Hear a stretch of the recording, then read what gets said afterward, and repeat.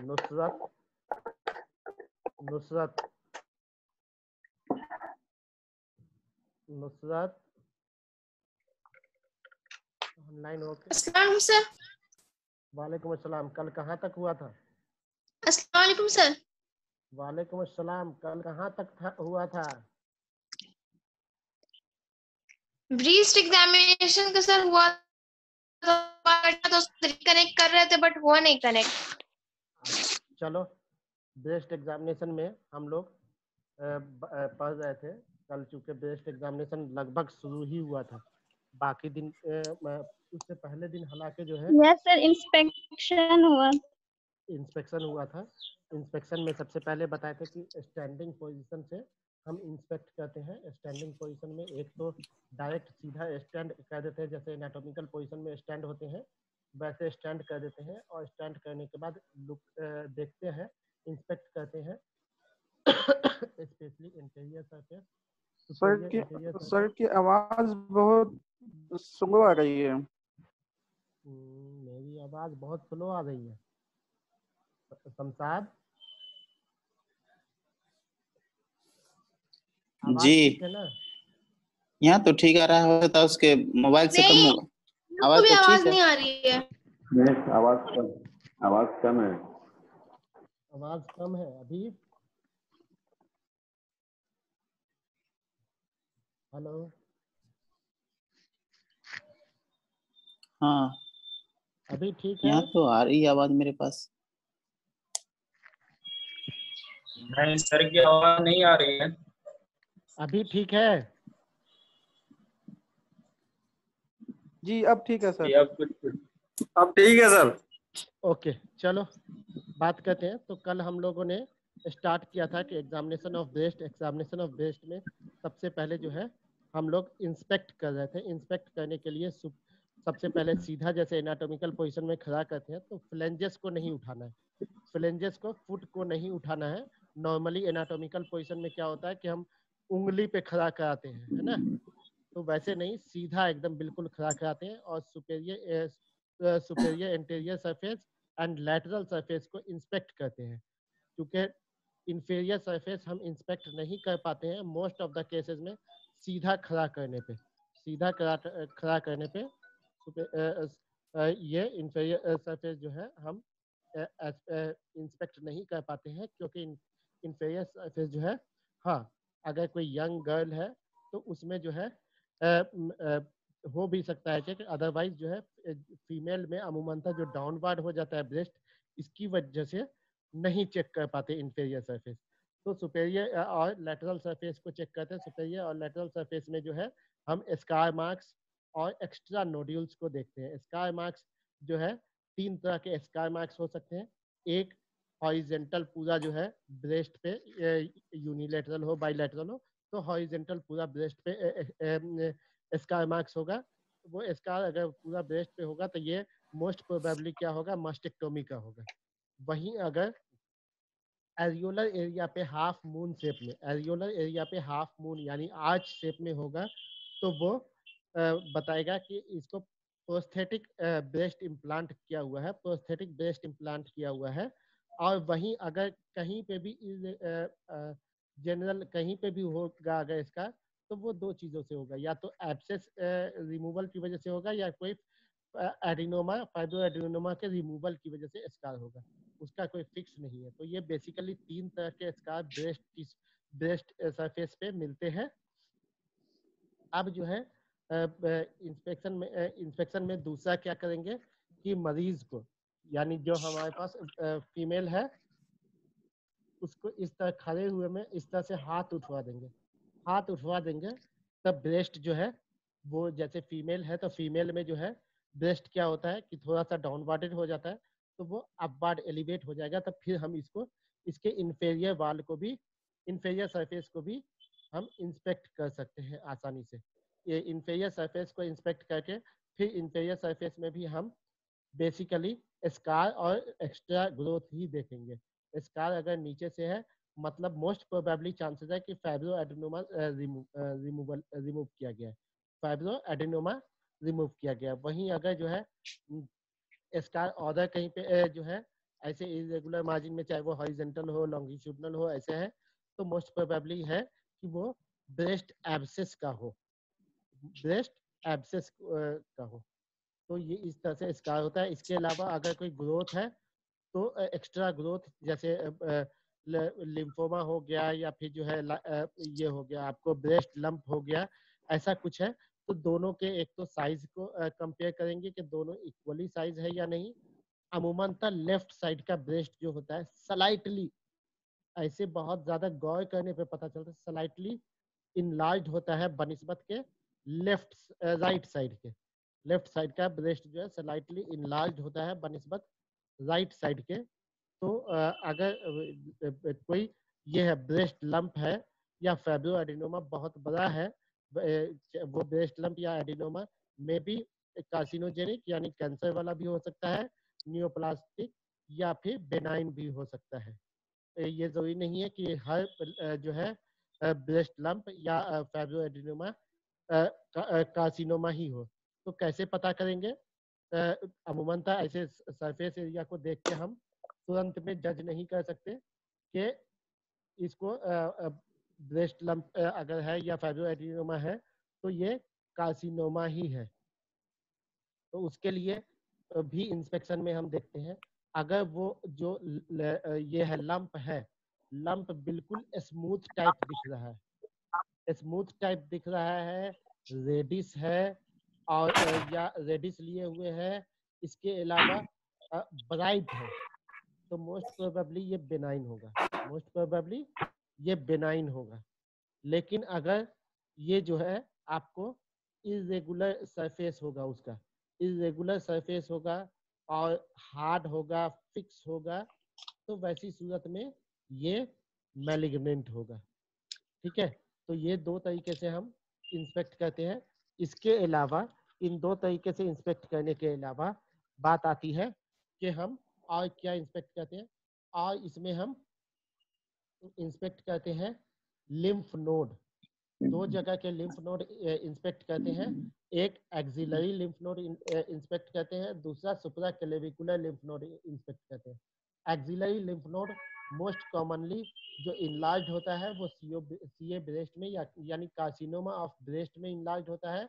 वहीं अगर जो है सुपरा क्लेविकुलर लिम्फ नोड इनलार्ज है तो मोस्ट प्रोबेबली यूट्राइन कार्सिनोमा है, यूट्राइन कार्सिनोमा है। ठीक है, तो इसको लिख लीजिए, inspection of breast.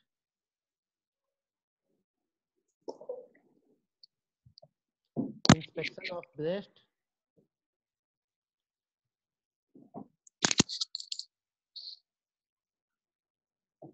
Inspection of breast में कल कुछ चीजें बता दिया था मैंने, आज डायरेक्ट जो है पे।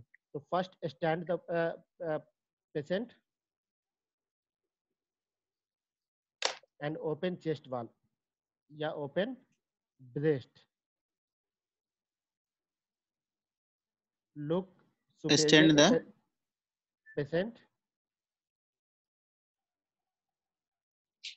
Stand the patient and look a superior anterior surface, Yeah. superior and anterior surface, also lateral surface, also lateral surface. See scar and abnormal growth या extra growth. See scar and abnormal growth या extra growth. Scar or abnormal growth. Okay. Scar basically 3 types के scar होंगे। First horizontal full breast size में scar अगर है, horizontal full breast size में scar है तो वैसी सूरत में मास्टेक्टोमी इंडिकेट करेगा, वैसी सूरत में मास्टेक्टोमी इंडिकेट करेगा, वैसी सूरत में मास्टेक्टोमी इंडिकेट करेगा। तो horizontal full breast size scar indicate mastectomy. Areolar half moon shape scar, areolar half moon scar indicate prosthetic breast implant, prosthetic breast implant. Prosthetic stem plant.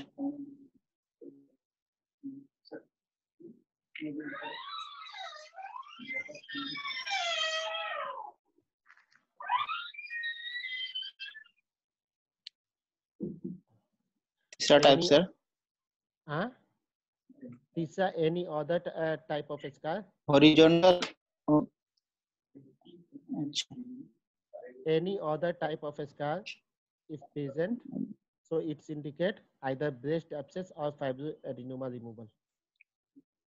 Either breast abscess or fibroadenoma removal.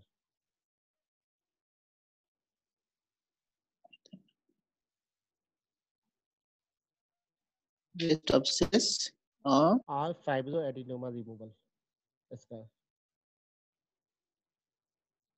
fibroadenoma।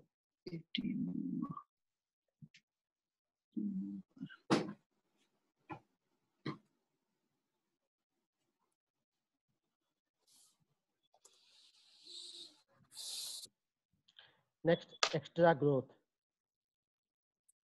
Extra growth.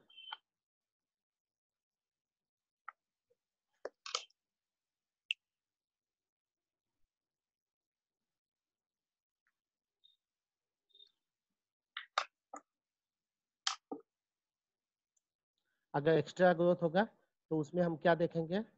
एक तो सबसे पहले उस growth का size, दूसरा surface,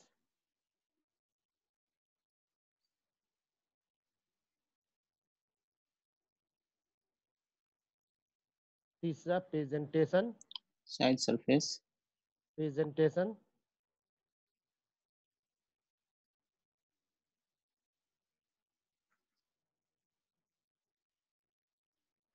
और चौथा nature. चौथा नेचर।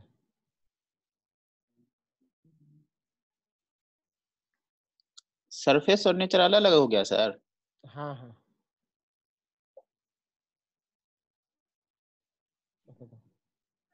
सरफेस में कलर वगैरह देखा जाता है क्या? हाँ रेडनेस वगैरह। हाँ। नेचर में और नेचर में सॉफ्ट सर? है, हार्ड है,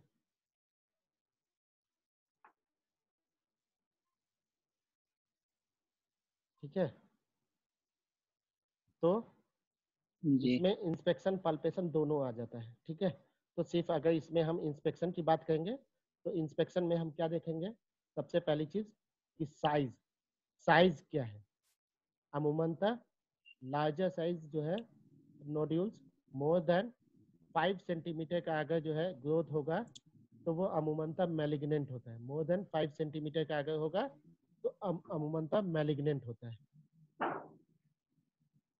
मोर देन 5 सेंटीमीटर अमूमनतः होता है तो मैलिग्नेंट होता है।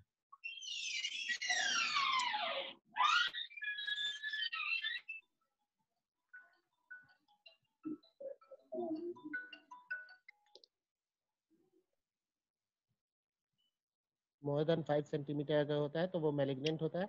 लेस देन 5 सेंटीमीटर होता है तो बेनाइन फाइब्रोएडिनोमा और लंप। बेनाइन फाइब्रोएडिनोमा और लंप। बेनाइन फाइब्रोएडिनोमा और lump.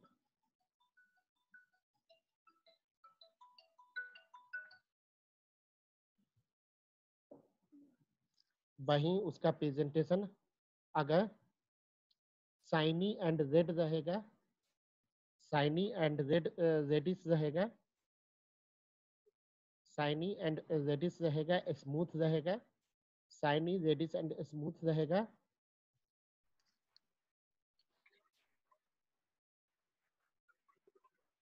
Saini reddish and smooth रहेगा, तो ऐसी सूरत में ये ब्रेस्ट एब्सेस हो सकता है या फिर बेनाइन लंप होगा, या फिर बेनाइन लंप होगा।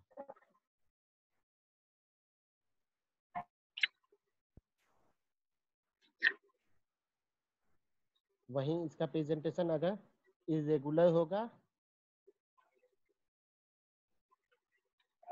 डार्क पिगमेंटेड कलर होगा, या ग्रेइश होगा, डार्क पिगमेंटेशन या ग्रेइश कलर होगा, तो फिर ये मैलिग्नेंट हो सकता है। ठीक है,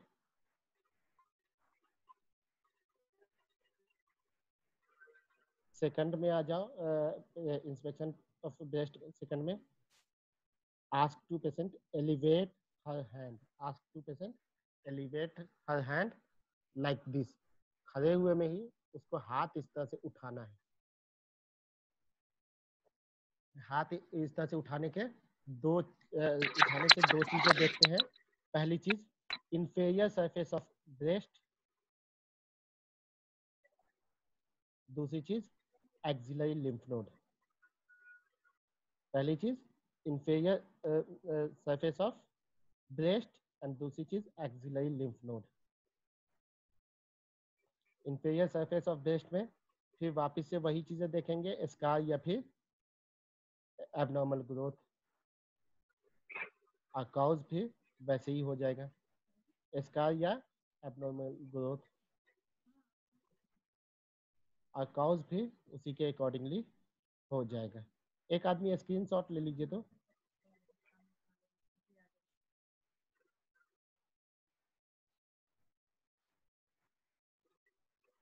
ठीक है, तो कॉज भी उसी के अकॉर्डिंगली हो जाएगा, एबनॉर्मल ग्रोथ का। वहीं अगर एक्सिलरी लिम्फ नोड इनलार्ज है तो मोस्ट प्रोबेबली चांसेस है कि सीए ब्रेस्ट हो। अगर एक्सिलरी लिम्फ नोड इनलार्ज है तो मोस्ट प्रोबेबली चांसेस है कि कार्सिनोमा ऑफ ब्रेस्ट हो। एक्सिलरी लिम्फ नोड इनलार्ज है तो मोस्ट प्रोबेबली चांसेस है कि सीए ब्रेस्ट हो, मैलिग्नेंसी ऑफ ब्रेस्ट हो, या नियोप्लाज्म ऑफ ब्रेस्ट हो, या कार्सिनोमा ऑफ ब्रेस्ट हो। ओके,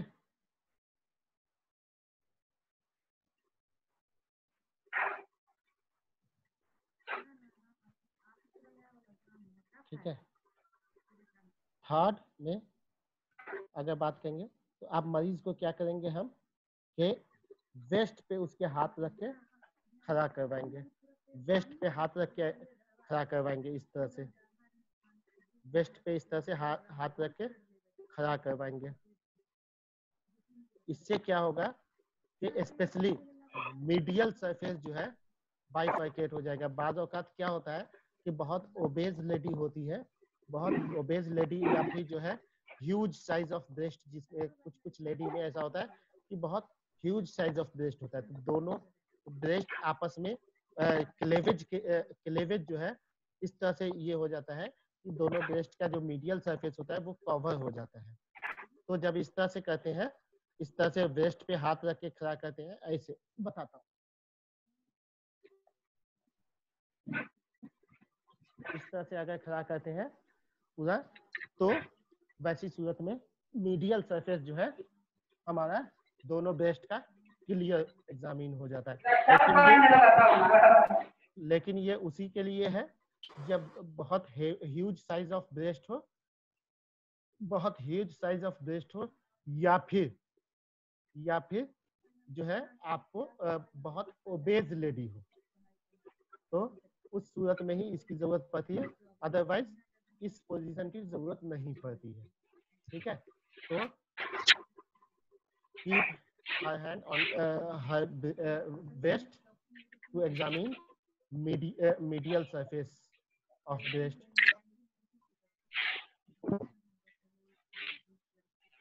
ठीक है, तो ये हो जाता है हमारा। हेलो हेलो, हाँ आवाज आ रही है ना? हाँ सर, तीसरा में क्या बोल रहे हैं? तीसरा में हाँ, बीच बीच में आवाज आ रहा है बहुत। तीसरे में होता है कि मरीज को बोलते हैं कि अपने दोनों हाथ को अपने वेस्ट पे रखें।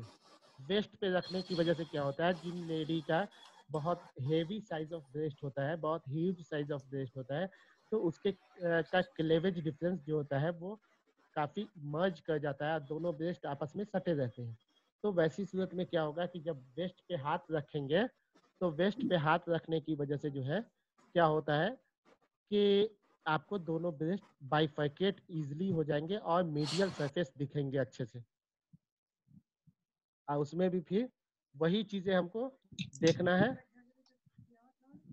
उसमें भी हमको वही चीजें देखना है क्या कि सरफेस मतलब ये scar and abnormal growth, scar and abnormal growth देखना है। ठीक है,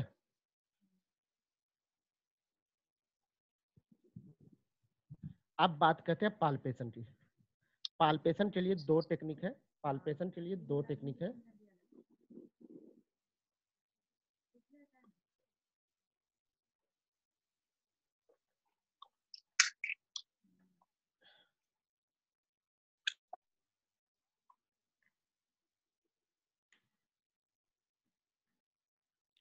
one hand technique and two hand technique, one hand technique and two hand technique.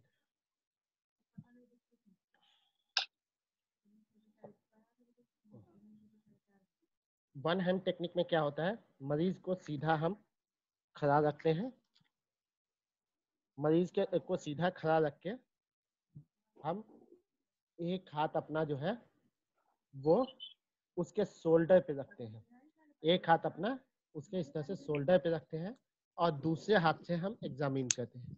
दूसरे हाथ से जो एक्टिव हैंड है हमारा, जो राइट हैंडर है उस वो अपने राइट हैंड से, जो लेफ्ट हैंडर है वो अपने लेफ्ट हैंड से एग्जामिन करते हैं। इसमें पाल्पेट करते हैं।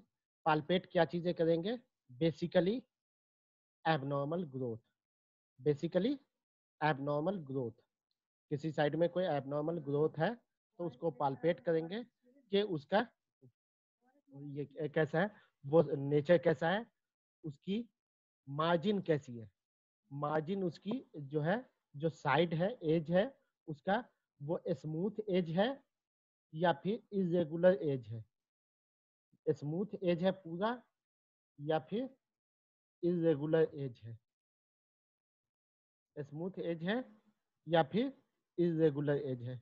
दूसरी चीज उसको हम जो ग्रोथ है उसको हम एग्जामिन करते हैं कि वो सॉफ्ट है या हार्ड है, वो सॉफ्ट है या हार्ड है, जो एबनॉर्मल ग्रोथ है वो सॉफ्ट है या हार्ड है। साथ साथ लिखते रहिए क्योंकि आज मैं सोचता हूँ इसको खत्म कर दूं।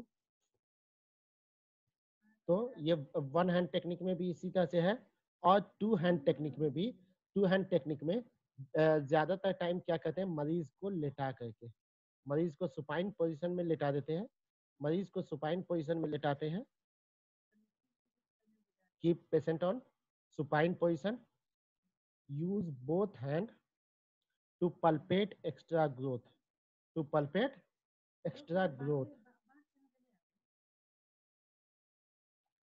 इसमें भी वो ग्रोथ को सिर्फ और सिर्फ बेसिकली दो ही चीजें चेक करते हैं, क्या, एक उसका एज यानी उसका किनारा जो होता है वो, और दूसरा उसका नेचर कि वो सॉफ्ट है या हार्ड है, हाँ नहीं सॉरी तीसरी चीजें भी, ये फिक्स्ड है या मोबाइल है, ये फिक्स्ड है या मोबाइल है।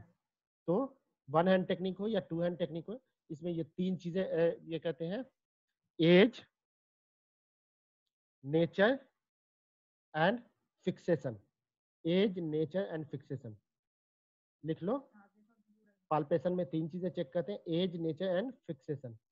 एज जो होगा या तो स्मूथ होगा या फिर इरेगुलर मार्जिन होगा, एज होगा, एज जो है, एज एज ई नहीं, EDGE, एज यानी किनारा, EDGE।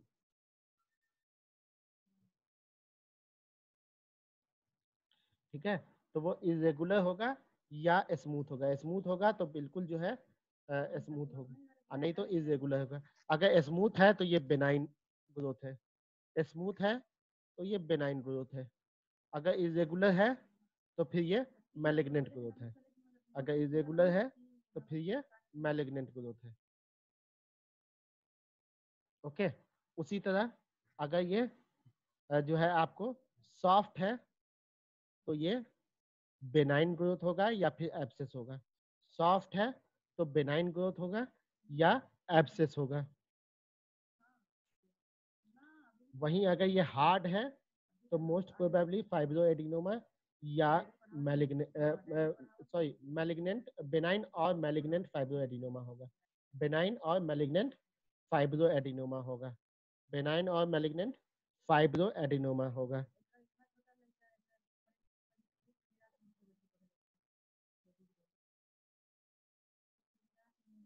ठीक है, वहीं अगर सर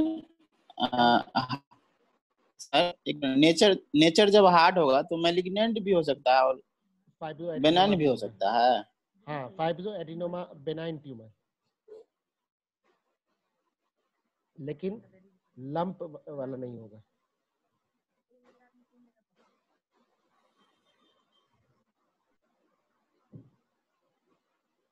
ठीक है,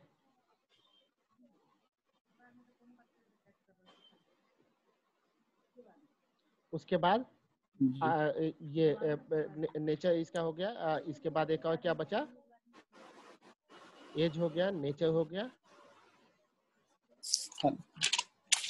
एक और क्या बच गया? फिक्सेशन। हाँ, अगर फिक्सेशन, हाँ, अगर जो है ये फिक्स्ड है या नॉन मोबाइल है तो मैलिग्नेंट होगा। ये फिक्स्ड है या नॉन मोबाइल है तो ये मैलिग्नेंट होगा। अगर अनफिक्स्ड है, मोबाइल है, तो ये फिर क्या होगा कि बेनाइन ट्यूमर होगा या फिर जो है एब्सेस वगैरह होगा। बेनाइन ट्यूमर होगा या फिर एब्सेस वगैरह होगा।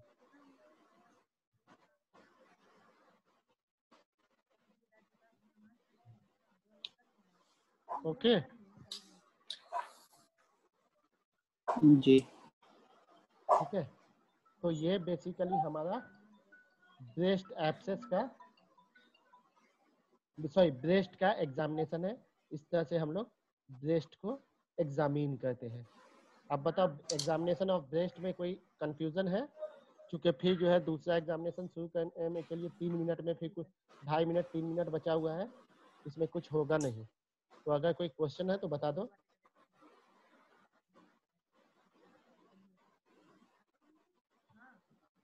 किसी को कोई क्वेश्चन है? निशात आसी। सर इस नेचर जो बताए थे, हाँ बोलो शमशाद।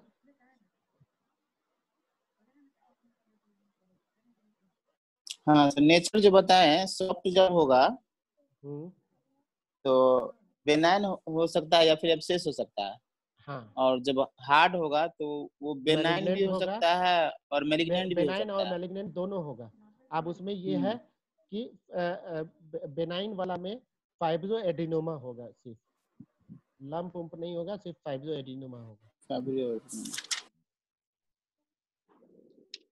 निशात आसी, निशात Yes, आसी, sir. कोई क्वेश्चन? Yes, sir. कोई क्वेश्चन भी है? नहीं सर। नगमा, नो सर। नगमा, नहीं सर, कोई क्वेश्चन नहीं है। सब समझ में आ गया? अच्छा, वो तो पता चलेगा हमको जो है फर्स्ट वीक ऑफ जुलाई में जब ले रहा हूँ तब। इसका हमें प्रैक्टिकल वाले में मार्क्स जो सिर्फ गायन, क्या बोले मुजफ्फर? सिर्फ गायनी का ही लीजिएगा सर आप? हाँ, मैं सिर्फ गायनी का ही आप लूंगा। सिर्फ गायनी का ही लीजिएगा ना सर? हाँ हाँ, गायनी एंड ऑप्स बोथ। हाँ मतलब अभी से जो शुरू किए 2-3 रोज पहले से ना? हाँ ठीक है, तो इस महीने में हम 3 रोज कम पहले से से कम चालू किए उसी से ना? कम से कम एक डेढ़ चैप्टर तो पढ़ा ही दूंगा ना। हाँ सर पहले जिस तरह आप पीपीटी बनाकर पढ़ाते थे सर, पीपीटी से ज्यादा फायदा होगा। कौन बोल रहे हैं? शाहिद इमाम।